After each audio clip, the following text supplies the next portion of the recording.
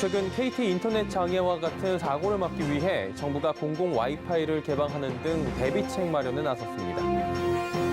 완성차 업체들이 국내 전기차 수요를 공략하기 위해 내년 신차 출시에 나섭니다. 올해 두드러진 강세를 보였던 게임주, 내년에도 상승세를 이어갈 것으로 전망됩니다. 조선과 항공업계의 빅딜이 매듭을 짓지 못하게 되며 결국 해를 넘기게 됐습니다. 다음 주엔 결론이 날 것으로 보이는데요. 이슈플러스에서 짚어보도록 하겠습니다.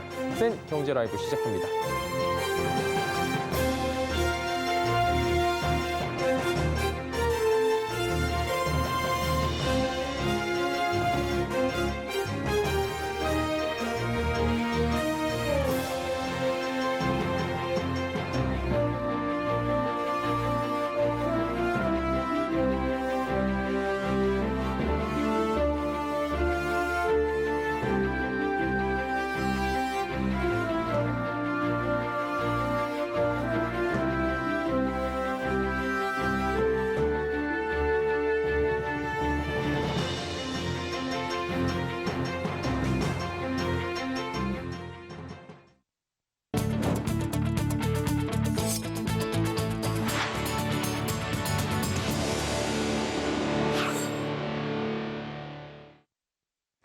시청자 여러분 안녕하십니까? 센 경제 라이브 서정덕입니다. 정부가 적극적으로 발생한 인터넷 장애와 같은 사고를 막기 위한 대비책 마련에 나섰습니다. 과학기술정보통신부는 오늘 이 같은 내용을 담은 네트워크 안정성 확보 방안을 내놨습니다.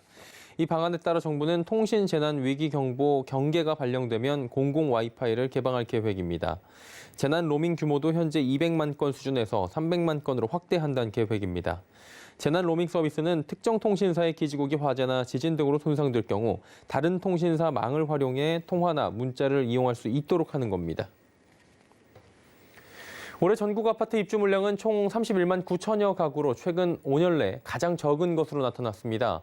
부동산 리서치 업체 리얼투데이가 국토교통부 주택건설 실적 통계 자료 등을 통해 2017년부터 올해까지 전국 아파트 입주 물량 조사한 결과입니다.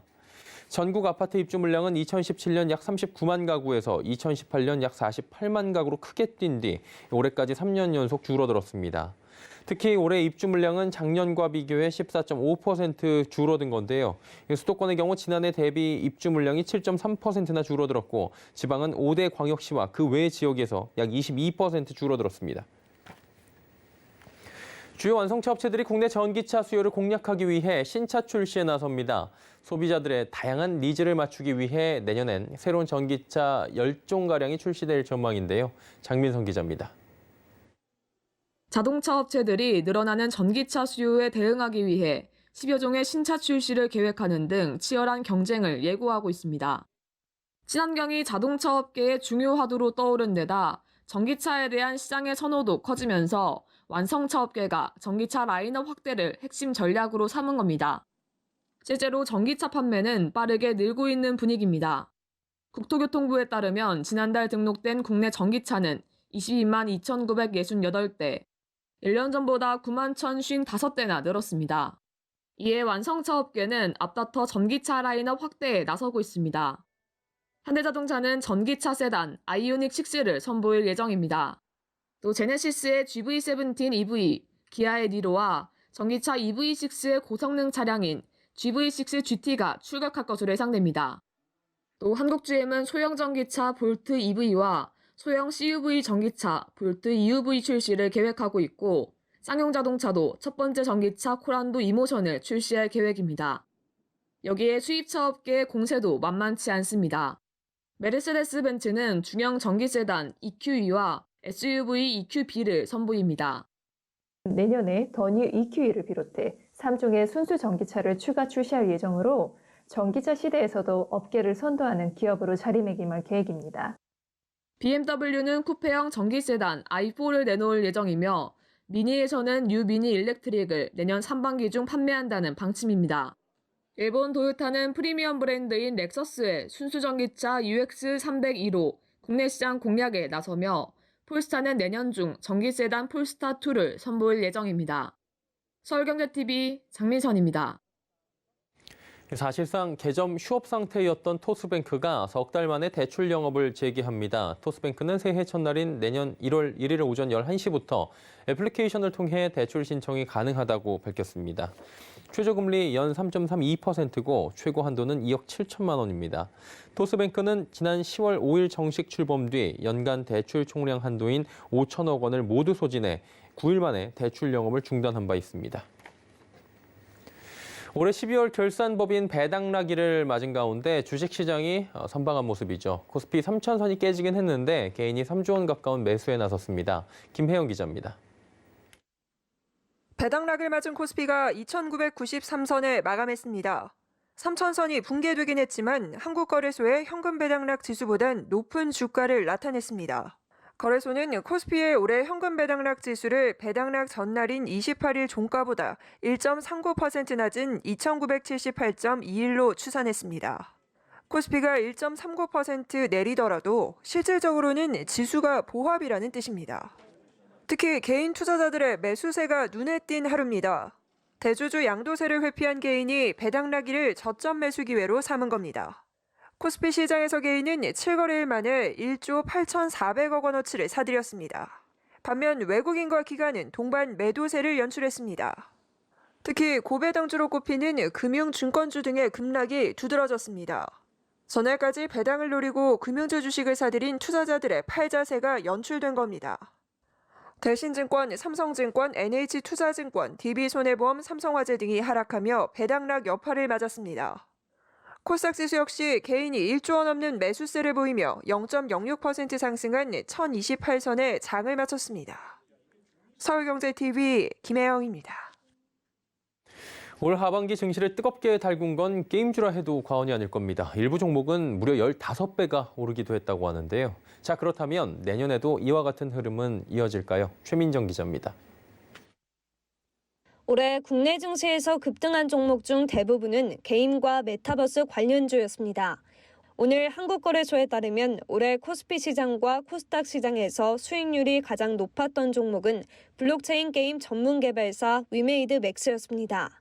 위메이드 맥스는 올해 첫 거래일 2,895원에서 어제 46,300원의 장을 마감하며 15배 상승했습니다.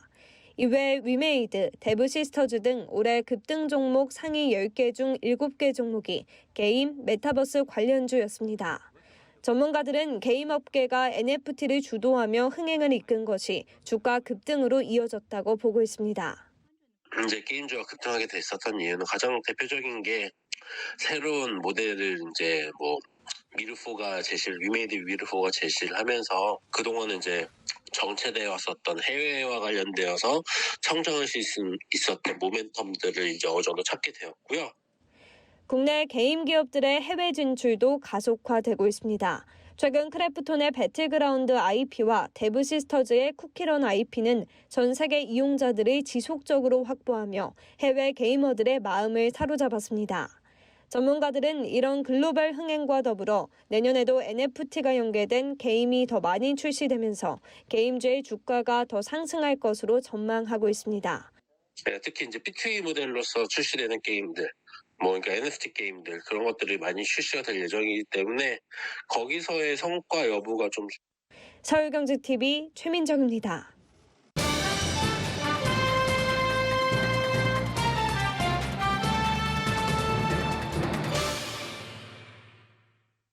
오늘 공정거래위원회가 대한항공, 아시아나항공 간의 기업 결합을 조건부 승인하는 것으로 가닥을 잡은 것 같습니다. 여기에 이번 주에 한국조선해양과 대우조선해양 간의 합병에 대한 정부 심사도 나올 예정이라고 하죠.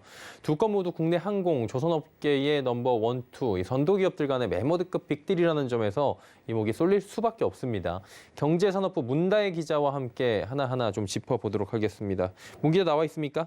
네, 안녕하세요. 두 건 모두 최종 결론은 내년 초에나 날 것 같다고 하는데 자세한 소식 전해주시죠.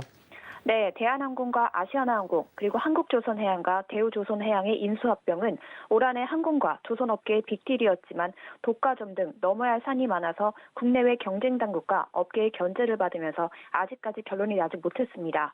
일단 오늘 공정위가 대한항공, 아시아나항공 기업 결합을 조건부로 승인키로 가닥을 잡았고 한국조선해양과 대우조선해양 기업 결합에 대한 심사도 이번 주에 발표할 예정입니다. 다만 심사 결과에 대한 기업 측 의견을 수렴한 후 의결기구인 공정위 전원회의에서 최종 결론을 내야 해 내년에야 최종 승인 여부가 결정될 것으로 관측됩니다. 예, 우선 하늘 쪽부터 짚어보도록 하겠습니다. 대한항공, 아시아나항공 얘기인데 올 1월에 공식화한 내용이잖아요. 이제서야 윤곽이 좀 잡힌 것 같은데 어떻습니까? 네, 공정위는 오늘 대한항공과 아시아나항공의 기업 결합 심사 보고서를 마무리 짓고 전원회의 안건으로 상정했습니다. 이들의 기업 결합을 조건부로 승인키로 했습니다. 공정위는 이들 기업 결합이 시장 경쟁 제한 우려가 있다고 보고 슬롯 반납 조치를 내리기로 가닥을 잡았습니다. 슬롯이란 특정 항공사 항공기가 특정 시간대에 공항을 이용할 수 있는 권리를 뜻합니다. 합병 이후에 독과점 우려가 있는 슬롯을 반납해서 경쟁사가 진입할 수 있도록 하자는 겁니다. 공정위는 하나가 될 대한항공, 진에어, 아시아나항공, 에어부산, 에어서울 총 5개사의 여객과 화물 부분을 국제선과 국내선으로 나눠 노선별 시장의 경쟁 제한성을 분석했는데 일부 노선에서 여객 점유율이 50%가 넘어 시장 경쟁을 제한할 것으로 봤습니다. 이에 슬롯 반납 조치를 조건으로 걸었는데 다만 반납이 필요한 슬롯 수를 구체적으로 밝히진 않았고 경쟁 제한성이 생기지 않도록 하거나 점유율이 높아지는 부분을 해소하는 수준으로 결정했다고 설명했습니다. 이처럼 공정위의 결정이 늦어지게 된 것은 독과점 문제 때문입니다. 대한항공이 아시아나항공 인수를 결정할 것은 지난해 11월, 그리고 기업 결합 심사 신청은 올해 1월이었습니다. 합병 시 국내 국제선 여객 노선과 주요 화물 노선의 점유율은 70%를 훌쩍 넘게 되는데 이는 공정위가 시장 지배적 사업자로 간주하는 시장 점유율은 50%를 크게 웃돕니다. 박상영 더불어민주당 의원실에 따르면 양사가 운항하는 총 143개 국제 노선 가운데 통합 시 국내 시장 점유율이 50% 이상이 되는 노선은 32개에 달합니다.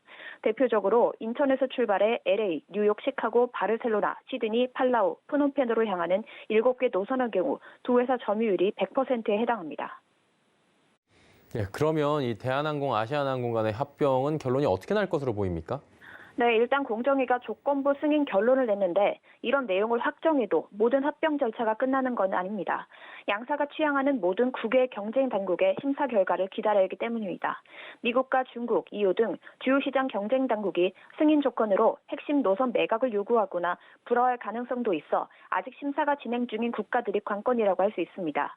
현재 태국 등 7개 국가는 심사를 마쳤지만 미국과 EU, 중국, 일본, 영국, 싱가포르, 호주 등 7개국은 아직 결론을 보류하고 있습니다. 경쟁 제한성 해소 조치 방안을 정부가 제시하는 우리나라와는 달리 해외의 경우 기업 측이 조치 방안을 마련해오면 승인 여부만 판단하는 구조라서 현재로선 어떤 결론을 내려야 될지 예상하기가 어렵습니다.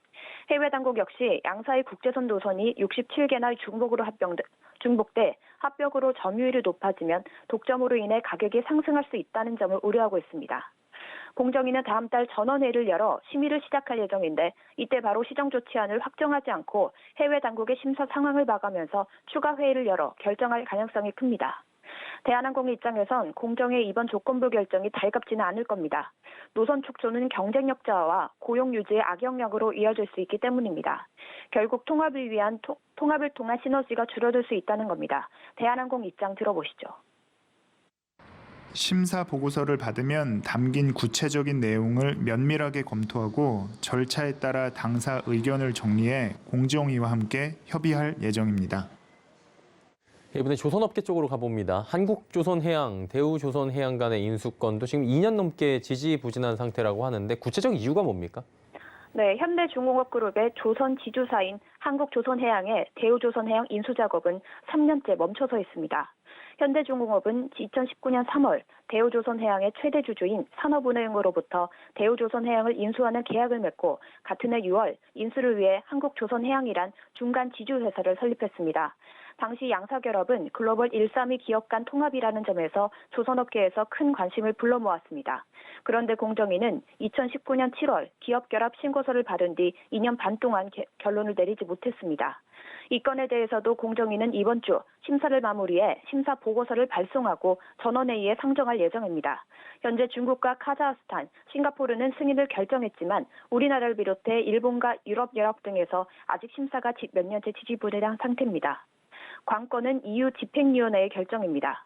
글로벌 기업 간 결합은 심사국 전체의 승인을 얻어내야 하기 때문에 EU가 합병을 최종 반대하면 양사의 빅딜은 무산되기 때문입니다. 그렇게 된다면 현대중공업도 인수를 철회할 가능성이 예상됩니다. 결론적으로 보면 EU의 결정에 따라서 좀 이게 좌지우지가 될 것 같은데 EU가 어떤 결정을 내릴 것으로 관측이 됩니까? 네, 대한항공 아시아나 합병과는 다르게 한국조선해양의 대우조선해양 인수 전망은 어둡습니다.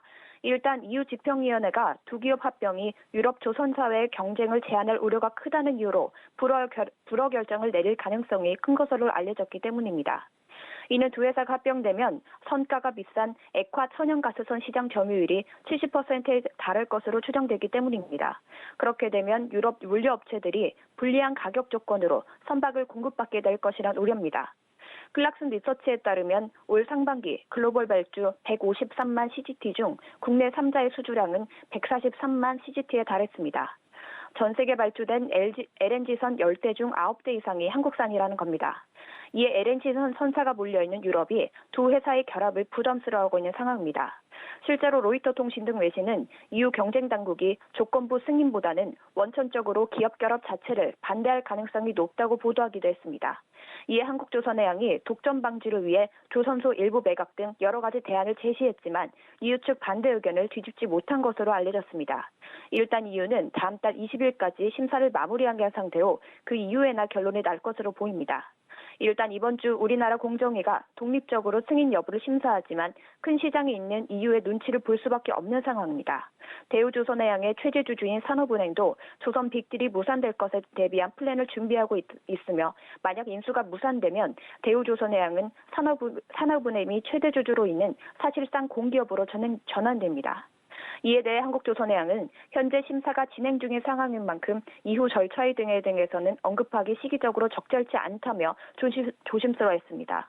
이 회사 관계자는 조선시장은 단순 점유율로만 지배력을 평가하기가 불가하고 특정 업체의 독점이 어려운 구조이므로 앞서 조건 없는 승인으로 최종 결정을 내렸던 세계 국가 마찬가지로 EU 경쟁당국도 조건 없는 승인으로 결정을 내리는 것이 타당하다고 판단된다며 이를 위해 최선을 다할 것이라고 밝혔습니다. 항공업계, 조선업계 메모드급 빅딜에 대해서 이야기 나눠봤습니다. 문다혜 기자였습니다. 고맙습니다. 고맙습니다.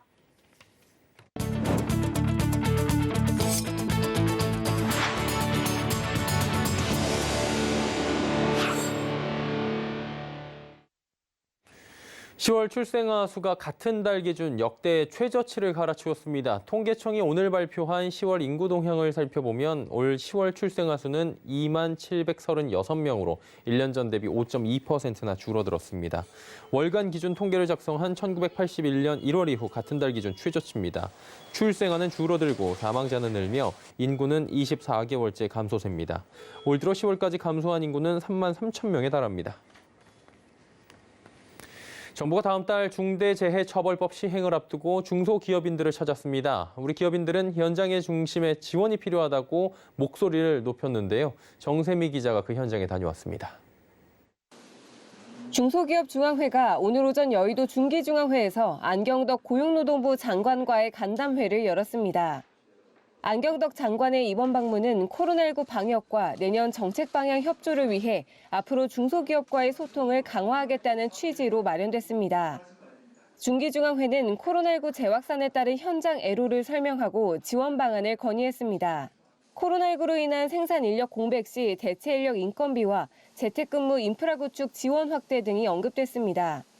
내년 1월 시행을 앞둔 중대재해처벌법을 놓고도 목소리를 높였습니다. 김기문 중기중앙회 회장은 중소기업 대상 컨설팅과 안전비용 등 정부 지원 확대를 요청했습니다. 중소기업도 한 54% 정도, 과반수 이상은 준비가 좀 덜 돼 있다 이런 상의 얘기를 하는데 고용노동부에서 거기에 적절한 컨설팅 지원을 좀 해준다거나 이런 부분들로 해서 안심할 수 있는 그런 대책을 마련해 주시는 게 좋지 않나. 안 장관은 중대재해법 지원 확대 필요성에 공감하면서도 재택근무 확산을 강조했습니다. 최근 심각해진 코로나19 극복을 위해 재택근무 등을 통한 사회적 거리 두기가 어느 때보다 필요한 시기라며 재택근무 확대를 당부한 겁니다. 특히 상반기 중에 가능하면 중소기업에 있는 업계에서도 재택근무를 좀 활성화해 주십사 하는 그런 부탁을 또 드리는데요. 재택근무를 할 경우에 근로자들에게는 연간 360만 원, 그리고 기업에게는 이제 인프라 구축비용 한 2천만 원 정도씩 지원을. 이외에도 정부는 내년도 일자리 예산으로 31조 1천억 원을 투입해 기업의 고용 유지와 일자리 창출을 적극 지원하겠다고 밝혔습니다. 서울경제TV 정세미입니다. CJ 제2제당이 탄소 배출을 최소화하기 위해 중장기 로드맵을 세우고 친환경 경영에 나서고 있습니다. 2050년까지 탄소 중립과 쓰레기 없애기를 실현하며 지속 가능한 사회를 만든다는 포부인데요. 김소빈 기자입니다. CJ 제1제당이 지속 가능한 사회를 만들기 위해 ESG 경영 전략을 강화했습니다. 지난 22일 탄소 중립 중장기 로드맵을 발표한 CJ 제1제당은 2050년까지 탄소 중립과 쓰레기 없애기를 실현한다고 밝혔습니다. 이를 위해 사업장에서 탈탄소 에너지를 사용하고 제품을 친환경으로 바꾸는 등 협력사와 함께 노력한다는 방침입니다. 2030년까지 글로벌 사업장의 온실가스 배출량을 지난해 대비 25%로 저감한다는 목표도 세웠습니다. 먼저 미주 유럽 사업장부터 전력에너지원을 화석연료에서 재생 바이오 에너지로 바꾸고 2050년 아시아까지 전면 확대할 계획입니다. 또 매립 폐기물은 2030년까지 제로로 만들고 기부와 재활용 등으로 식품 손실 및 폐기량을 절반으로 감축한다는 방침입니다. 여기에 친환경 제품과 솔루션 개발에도 나섭니다. 생분해성 플라스틱 소재를 활용하거나 대체육, 배양육 등으로 탄소를 줄일 수 있는 제품 출시를 확대합니다. 회사 내부적으로도 탄소 중립 실현을 위한 제도적 틀을 마련했습니다. 앞으로 CJ 제1제당은 투자를 결정할 때 탄소 비용을 고려해 타당성을 평가하는 내부 탄소 가격제를 도입합니다. CJ 제1제당의 지속가능 경영 지향점인 자연에서 소비자 식탁으로 다시 자연으로 되돌리는 네이처 투 네이처 선순환 실현에 속도를 낼 방침입니다. 최은석 CJ 제1제당 대표는 저탄소와 신기술 개발을 통해 새로운 시장을 선점할 수 있는 기회라며 지속 가능한 성장을 위해 구체적인 실천이 필요하다고 강조했습니다. 서울경제TV 김수빈입니다. 한국제약바이오협회 등에 따르면 올해 국내 제약바이오 기업의 기술 수출은 32건, 계약 규모는 13조 2천억 원으로 사상 최대치를 기록했습니다. 제약바이오 기업의 기술 수출 규모는 지난해 처음 10조 원을 돌파한 데 이어 올해 13조 원까지 돌파한 겁니다. 올해 성사된 기술 수출 중 가장 규모가 큰 계약을 따낸 기업은 GC 녹십자셀입니다. GC 녹십자셀은 다국적 제약사 MSD에 세포치료제 관련 기술을 2조 900억 원에 수출했습니다. 수출 건수로 보면 대웅제약이 자체 개발한 위식도 역류 질환 신약 팩수프라잔이 4건을 기록해 가장 많았습니다. 업계에선 코로나19 팬데믹으로 연구 개발과 해외 사업이 여의치 않은 상황 속 국내 제약바이오 기업의 경쟁력이 인정받은 것으로 분석하고 있습니다. 정부는 오늘 제5차 상생형 지역 일자리 심의위원회를 열어 구미형 일자리를 6번째 상생형 지역 일자리로 선정했습니다. 상생형 지역 일자리는 노, 사, 민, 정 등 경제 주체가 고용과 투자, 복리후생 등의 분야에서 합의를 통해 지역 투자와 일자리 창출에 나서는 사업을 말합니다. 광주와 밀양, 횡성, 군산, 부산에 이어 이번에 구미가 6번째 상생형 지역 일자리로 선정된 겁니다. 이에 따라 LG화학은 자회사로 LGBCM을 설립하고 3년 동안 4,754억 원을 투자해 2차 전지 양극재 생산 공장을 지을 계획입니다. 생산 능력은 연간 6만 톤이고 신규 고용 규모는 187명입니다. 다가온 새해에도 코로나19로 인해 해맞이 명소 대부분이 통제되는 가운데 국립과천과학관이 일출 생중계에 나섭니다. 국립과천과학관은 국립해양과학관과 공동으로 내년 1월 1일 오전 7시부터 새해 첫 해돋이 장면을 온라인 중계한다고 밝혔습니다.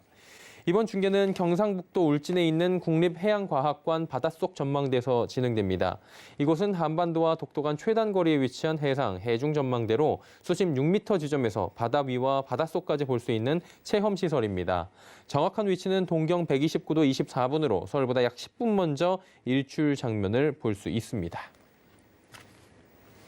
생경제라이브 저희가 준비한 소식은 여기까지입니다. 편안한 저녁 시간 보내시길 바랍니다. 고맙습니다.